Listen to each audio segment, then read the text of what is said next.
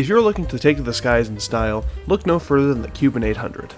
This classic twin-piston leisure aircraft has the rust and experience of nearly 7 decades to prove itself, making it a great candidate for high-altitude cruises above Raton Canyon, aerial photography for your Life Invader page, training beginner pilots, raising entire subdivisions, delivering drugs for biker gangs, losing power and disappearing into the Alamo forever, hot-dropping firearms for the cartel, carpet bombing the competing meth lab down the street, smuggling contraband and stolen merchandise, and so much more.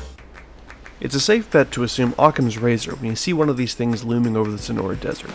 9 to 1 odds says it's loaded to the brim with enough supplies to guarantee a fast pass to the inside of a Bolingbroke cell. However, the Cuban 800 wasn't always a telltale sign of 401ks and illicit sociopathic startups.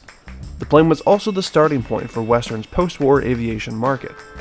Unlike the auto industry, which needed to cater to the needs of the nuclear family, Western and many of its contemporaries saw an uptick in young to middle-aged American men suffering from both post-traumatic stress and a desire to break the sound barrier.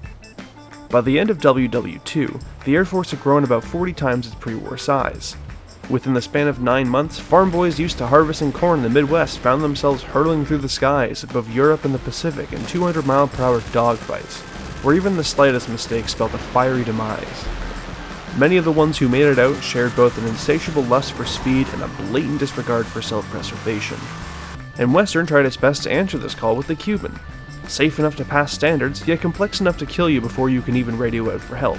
To the surprise of no one, the plane gets its power from a pair of piston engines, which can also make the aircraft daunting for inexperienced pilots. As the years went on, Western offered many improvements to the plane, such as swept tails, fuel injection, turbocharged aspiration, and even an increased cabin size. The Cuban was also a popular pick for experienced pilots looking for leisure with some extra horsepower. In fact, the military even picked up the Cuban for a brief period as a personnel transporter. Although the plane's production was ceased altogether in the 1980s when Western decided it was time to retire that dual-piston philosophy. The Cuban is also plagued with a laundry list of maintenance gremlins, everything from landing gear failures upon opening and retracting to extensive engine repairs. Most of the Cubans you'll see have been retrofitted or disregarded completely. This is because their new purpose has been transporting enough guns to liberate a small country, or enough smack to keep a yacht party going for an entire month.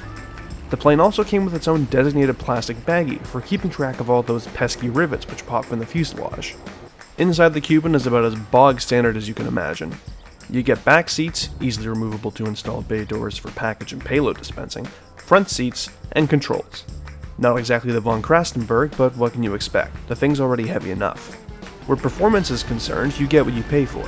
The plane gives you around 171 miles or 148 knots in the most optimal of conditions. But if you're attending an air show, the Cuban 800 is probably not the play. Don't expect to knife flight between buildings or buzz the Zancudo Air Tower. You won't be missed.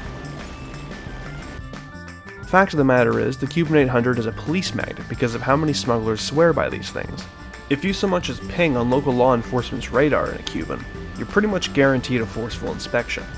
The Cuban 800 has stood the test of time, starting life in the hands of those looking to push the needle on their odometer, to ending up in the hands of those looking to push the needle across the state of San Andreas.